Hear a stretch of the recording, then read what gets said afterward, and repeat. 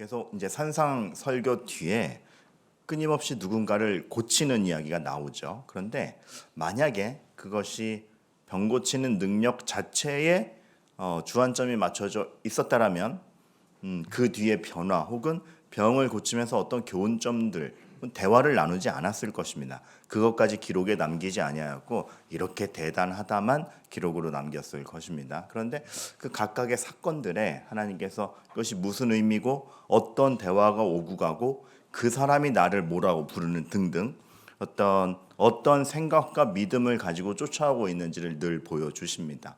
그리고 예수님께서 어떤 이런 병고침의 사역을 총칭하는 종합적으로 정리한 말들을 볼 때도 병을 고치시고 가르치시며 전파하시니라가 항상 병행되어 나오죠. 그러니까 하나님께서는 능력을 보여주시는 것에 주안점이 있는 것이 아니라 그 능력을 통해서 우리가 무엇을 보아가야 할지를, 그리고 예수님께서 보여주시는 복음이 정말 얼마나 실감나는 것인지를 알려주신 것이죠. 그래서 오늘도 맨 끝에 보면 하나님께 영광을 돌리니라로 끝나죠. 분명한 지향점은 와 되게 유능하다. 그 보통 의원들이 병 잘 고치면 뭐라 그러죠? 용하다. 근데 용하다로 끝나는 것이 아니라 이런 권위가 어디서 나오지? 하나님께 영광을 돌리리나로 가죠. 이것은 참 일관성이 있습니다. 예를 들어 첫 번째 이적으로 아이고 감사합니다. 네. 이 은혜를 어떻게 하부는데 이 종이컵으로 마시니까 멋없었나 보죠. 이 담임 목사를 사랑하는 우리 전사님의 또 갖다 줬으니까 먹고 가야죠. 네. 감사합니다. 혹시나 이제 뜨거운 물 담아놨으면 어떡하나 싶었는데 적당하게. 어디까지 했어요?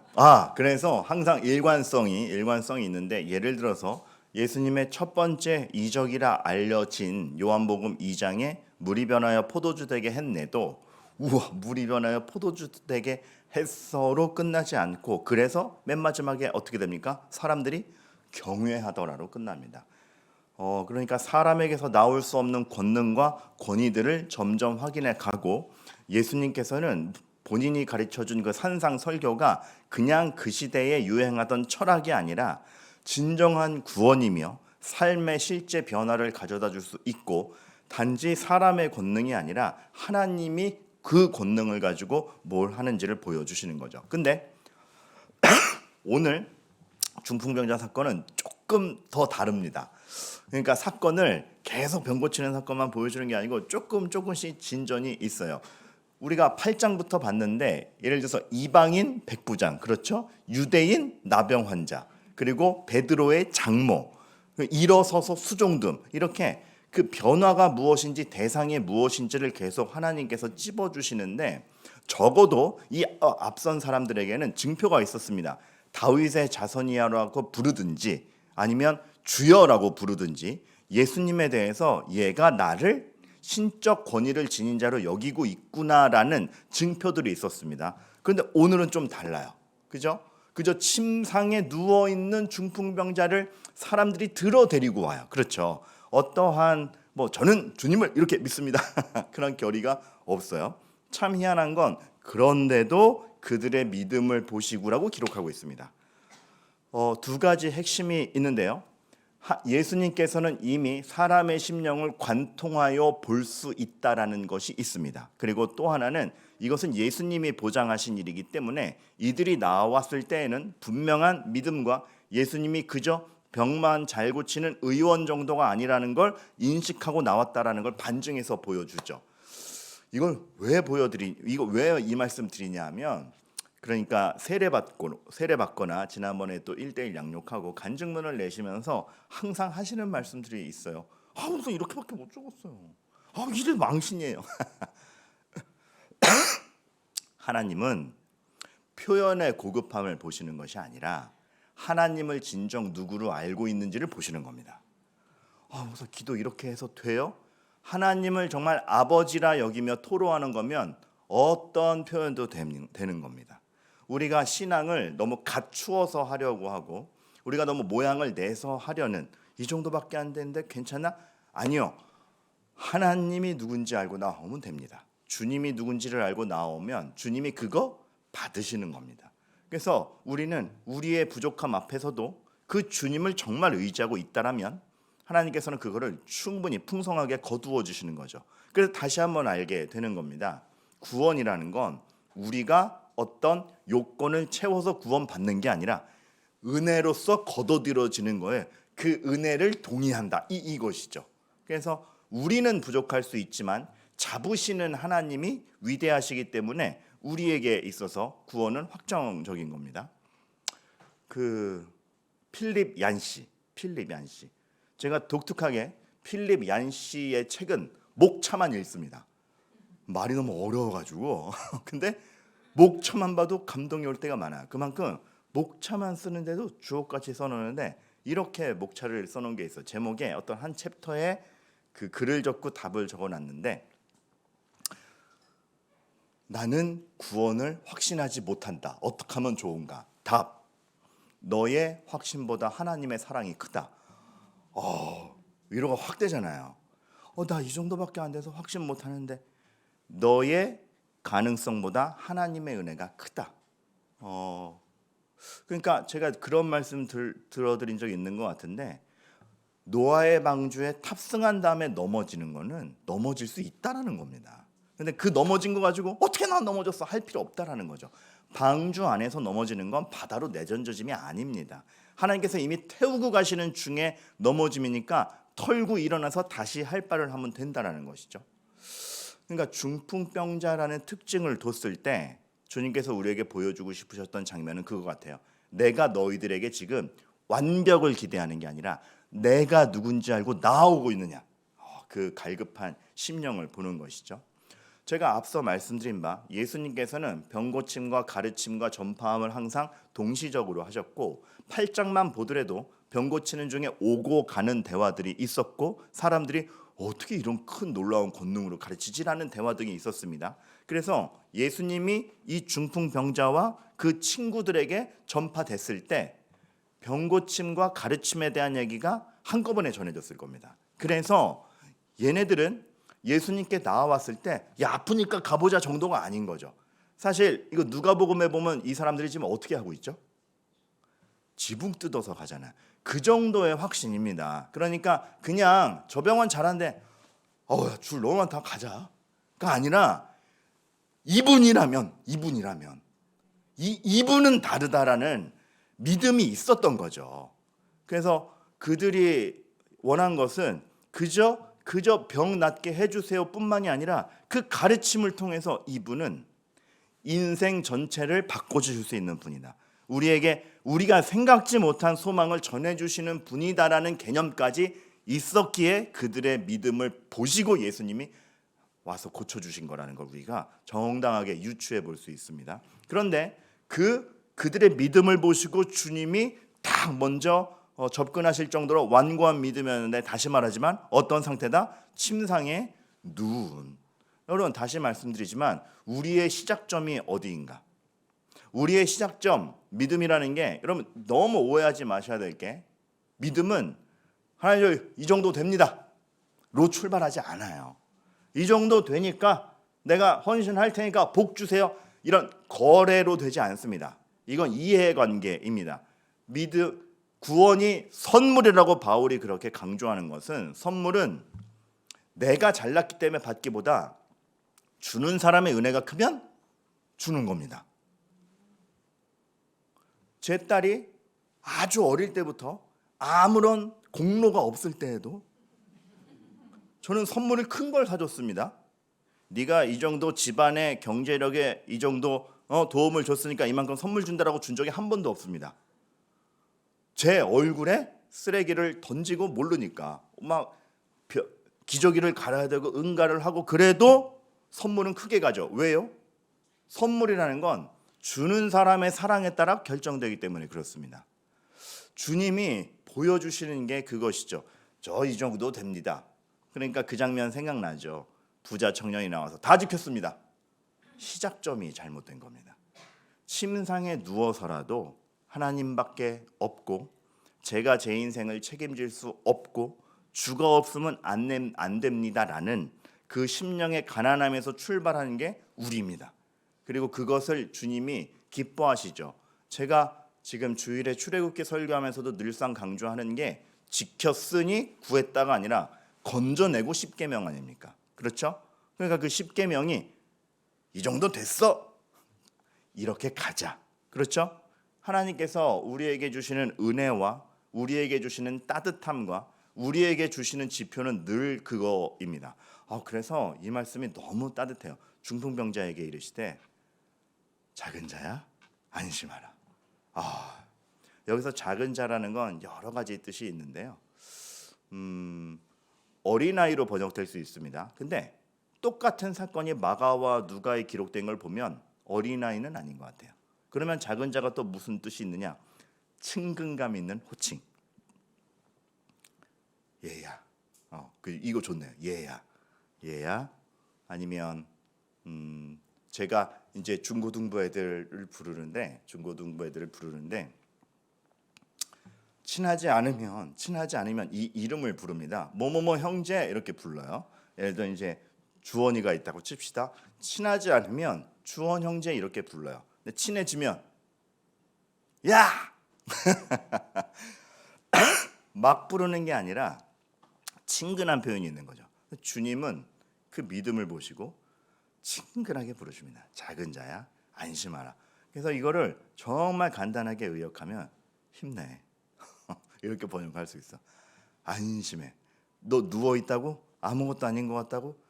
네가 지금 너의 상태와 너의 컨디션을 볼 때는 너무 부족함만 맞고 내가 뭐 이렇게 나온다 한들 예수님이 고쳐주시겠나? 그리고 이렇게 찾아왔는데 이분 맞나?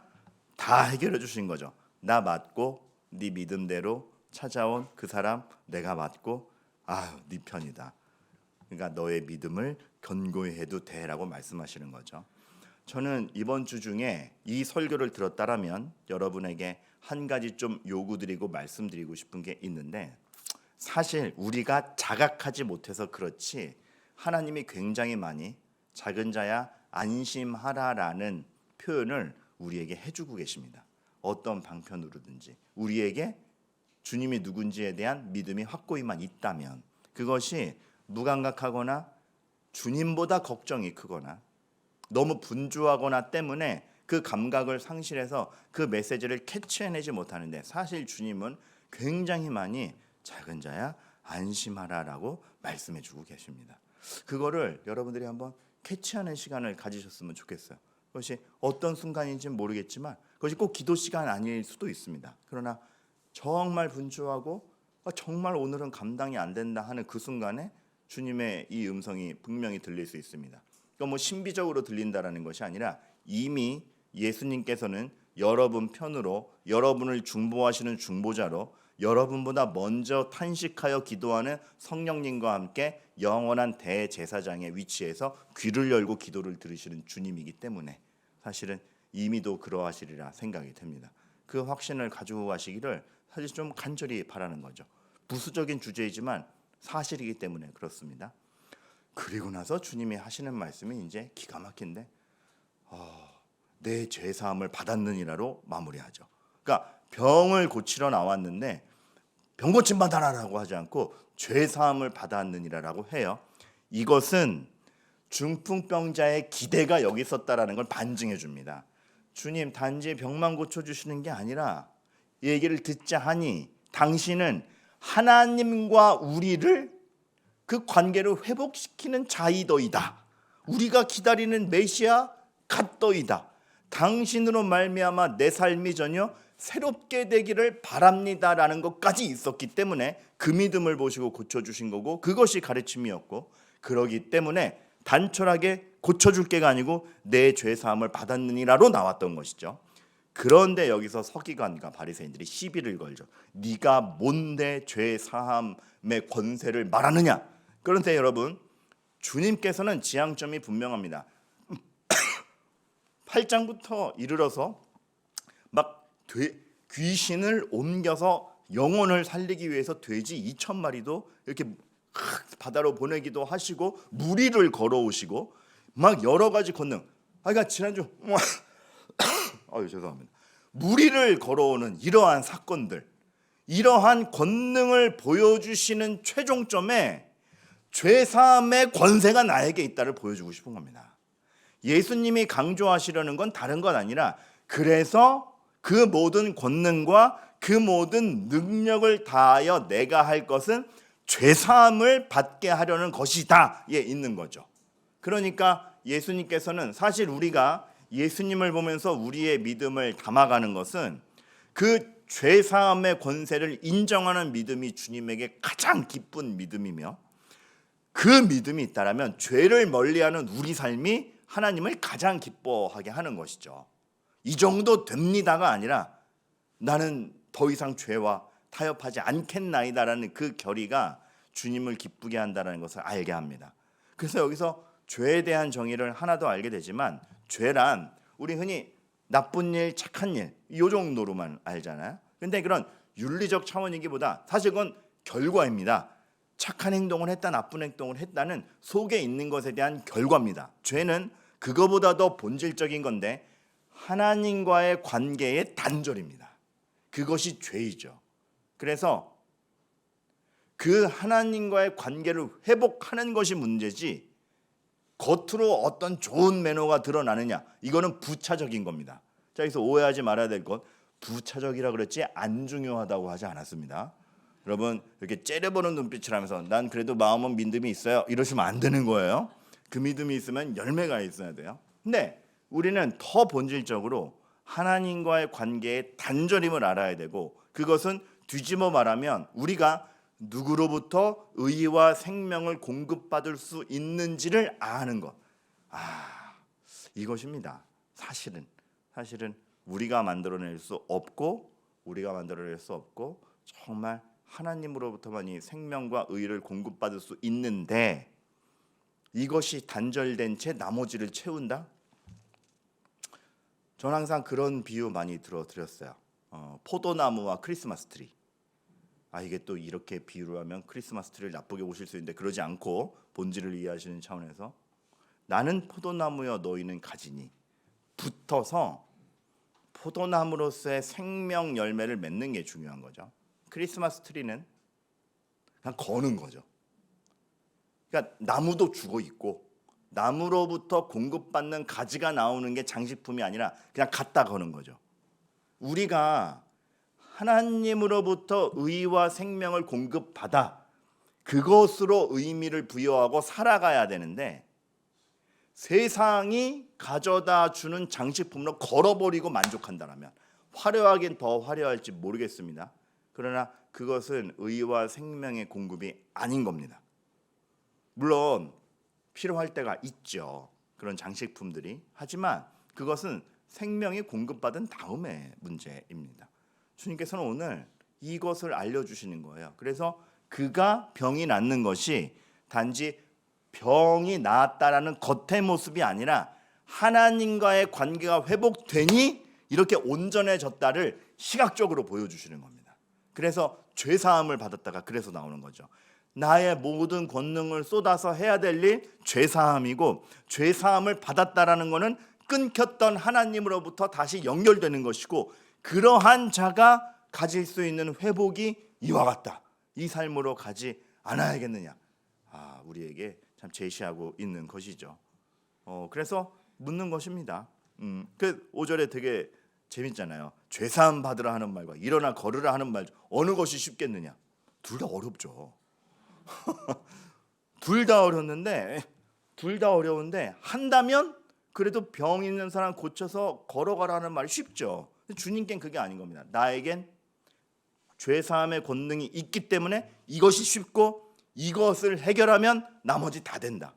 그러니까 우리가 그의 나라와 그의 의를 구하라 그리하면 모든 것을 더하시리라는 교회 잘 나오면 잘 살아요 정도의 말씀이 아니라 하나님의 은혜를 진짜 안 사람의 인생이 얼마나 바른 인생길로 가게 되는가. 그래서 이전에 문제로 여기던 게 더 이상 문제가 아니며 자신을 괴롭히던 것에 대해서 복수하지 않고 살아가며 삶에 대한 태도가 완전히 바뀌어서 더 이상 앙심을 품고 살던 인생이 앙심이 되지 않는 그러니까 참 희한한 게 그리하면 모든 것을 더하시리라.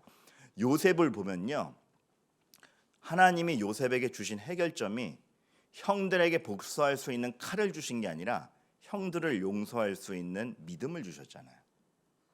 그리하면 이 모든 것을 너희에게 더하시리라는 내가 하나님 믿으니까 나 잘되게 해줘요, 내 적수들 다 멸절하게 해주세요 보다 훨씬 큰 말입니다. 의와 생명을 공급받은 인생이 어디로 갈 수 있는가. 그래서 그거를 최종적으로 분명하게 침상 가지고 집으로 가라. 이것은 현실이다. 훨씬 큰 게 해결됐다. 단지 병이 나았다 정도가 아니라 하나님과 관계의 더 큰 범위에 거기서부터 해결함 입었다. 우리 인생에서 언제나 우리 인생에선 그 하나님과의 관계가 더 큰 범위에 있다라는 걸 아셔야 되죠. 너무 흥분하다 보니까 하나님과의 관계 이라고 됐어요. 근데 원래 주격 조사는 은는 이가가 과거 국어에는 병행됐었습니다. 그래서 나라가 임하시오며가 옛날 주기도문에 뭐라고 돼 있죠? 나라이 임하시오며. 그렇죠? 그러니까 오타가 나도 이렇게 정당하게 나는 겁니다. 근데 진짜 하나님과의 관계가 더 큰 범위에 있는 겁니다. 우리 인생에서. 그거에 대한 조망을 너무 잃어버린 게 우리예요. 우리가 그것을 찾아가게 되기를 간절히 바라겠습니다. 그리고 하나님이 얼마나 넉넉하게 큰 은혜에 여러분들을 담아 두었고 그 천국 복음이 이렇게 실제적이며 이렇게 큰 틀이며 이렇게 인생 자체를 바꿀 수 있다라는 것, 말씀에 가는 것 우리가 성경에서 보아야 될 줄로 압니다. 여러분의 믿음은 하나님과의 관계이며 하나님의 죄사함의 권능을 확신하는 것이며 그러기 때문에 죄로부터 돌이키는 것이고 그것이 철학적 개념이 아니라 그 더 큰 범위에서 하나님과의 관계를 회복했을 때 우리 인생에서 참된 소망이 일어나는 것 우리가 다 같이 확신해 가기를 정말 주님의 이름으로 축원합니다. 오늘도 장례를 다녀왔고 지난 주일에도 다녀왔고 또 이제 광고 차원에서도 또 말씀을 드리지만 홈페이지에 가보시면 오늘 시작되는 장례도 있습니다. 사람의 말로 위로할 수 있는 건 되게 조악하다라는 걸 연속되는 장례에서 맛보게 됩니다. 근데 제가 점점 더 확신하게 되는 것은 하나님이 훨씬 큰 틀에서 그 인생들을 만져 가신다라는 거죠. 우리가 끝이라고 생각했던 데에서부터 시작하실 수 있고 우리는 오늘 여기에 슬픔에 있는데 영원까지 보시며 오늘 하루를 만지시는 하나님. 사실 장례식에서 무슨 도움을 그렇게 크게 주겠습니까? 하지만 이거 확신시키시는 것이고 근데 뒤집어 얘기하면 참 본인의 시간 다 할애하여서 그 빈소로 달려가시는 여러분의 그 사랑 너무 큰 거죠. 사실은 얼마 안 되는 도움이 아니라 너무 큰 거죠. 왜요? 그것을 통해서 우리가 어떤 관계에 함께 있는가, 왜 이렇게 달려와서 함께 기도하는가, 하나님이 우리에게 주신 확신을 믿기 때문에. 다 함께 그 장례식장에서도 사도신경하며 예배를 시작하는 거죠. 저리로서 산자와 죽은 자를 심판하러 오시리라를 확신하는 순간이기 때문에 그렇습니다. 우리 인생이 전반적으로 그리 되기를 소망합니다.